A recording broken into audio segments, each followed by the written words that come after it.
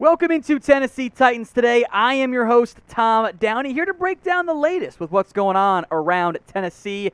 And we'll begin with some maybe concern around rookie corner. No, not that one. Elijah Molden is the focus today here. Molden has, well, let's call it this. He's been bad through 2 games. 41 snaps against the Arizona Cardinals, and then just 9 against Seattle in Week 2. A player who I loved coming out of Washington has not looked ready fully for life in the NFL. He's missing tackles, and he's getting beaten coverage. It's like the worst possible combination for any young player, especially a nickel corner. You saw Chris Jackson get more run in Week 2, and frankly, he outplayed Molden in the second game for Tennessee, and that is at least a bit of a red flag. Ideally, Molden comes in, plays great. Instead, he does have 4 tackles. He's also missed 2 tackles. It's not a very good ratio, and in coverage, this all per Pro Football Reference, the PFF numbers are even worse, but we went with the publicly available one, so Molden looks a little bit better.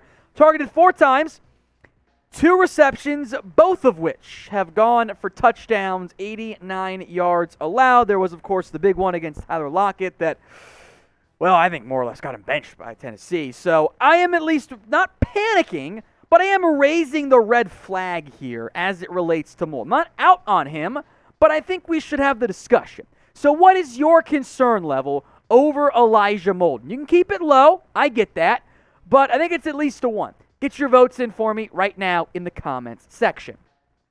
I still think long-term, this cornerback room has the potential to be great in Tennessee. If Caleb Farley hits, I've seen a lot of what I like out of Christian Fulton so far this year, and Elijah Molden hit, that is a talented, dynamic, and young trio at corner. But Farley's been banged up. He's not ready yet, but you got Jack Rabbit Jenkins to help fill in there, so no issues on that front. Chris Jackson, honestly, is pretty damn good depth as well, so it's not a disaster in Tennessee, but this is at least a situation worth monitoring short-term and hopefully not, but maybe long-term as well.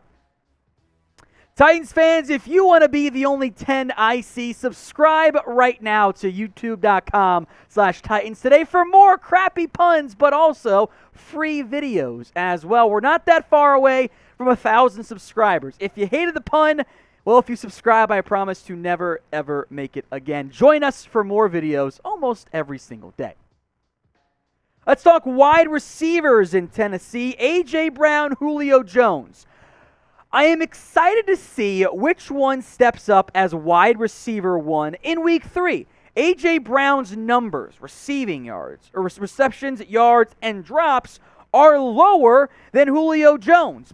But A.J. Brown does have more targets and also has touchdowns. Aside, that was a touchdown by Julio Jones. Terrible call by the officials, but whatever, they always suck. I am very intrigued to see how the Titans continue to work in both A.J. Brown and Julio Jones. We know they can have 2 lead receivers. We saw it previously with A.J. Brown and the now departed Corey Davis. But as it relates specifically to Week 3, who will be the team's number 1 receiver? I'm talking production more than anything else. Type in AB for A.J. Brown, bounces back, has a big-time game, and gets back on track. Or type in JJ, Julio Jones.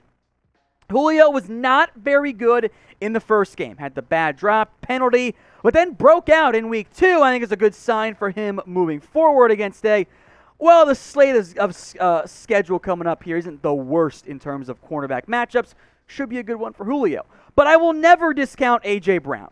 Even though he's had some drops and has been a bit banged up throughout this kind of preseason run here, we know how good A.J. Brown can actually be. So as it relates this coming week for Week 3, I think I would actually lean more towards A.J. Brown. The targets are there. The drops are not always going to be there for A.J. Brown. He's too good of a football player to drop on average 1.5 per game. Frankly, I would bet A.J. Brown the rest of the season has fewer than 3 drops. I think the breakout week, the return of the A.J. Brown we all know and love, is coming in Week 3 for Tennessee.